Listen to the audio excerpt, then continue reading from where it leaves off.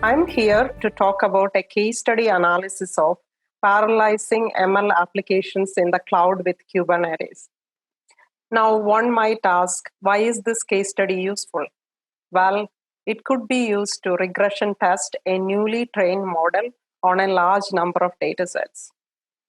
As we add more and more processing horsepower to our machine learning hardware, how do we make sure they are utilized more efficiently? What are the challenges and bottlenecks? In today's talk, I will address a few of those aspects. Without further ado, let's look at the agenda for today's talk. First, we will be looking at an end-to-end flow of an ML application development. Then I will give a brief introduction to Kubernetes. Next, we will look into the case study analysis of image classification application and scaling it using Kubernetes. Figuring out bottlenecks and smartly load balance between different stages of the pipeline, which is mainly the core of this presentation. How do you choose between CPUs or GPUs for performance? Now we will look into some next steps and conclusion. All right.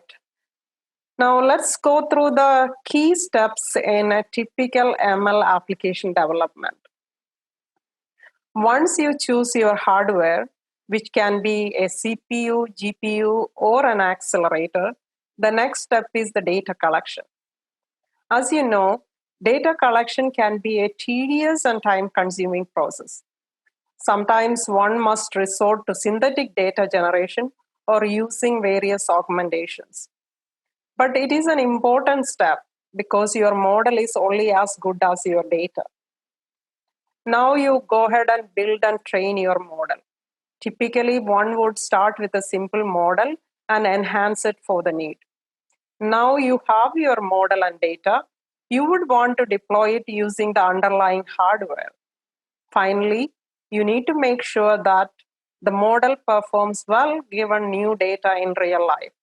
So there is a need for tools to evaluate and test the model.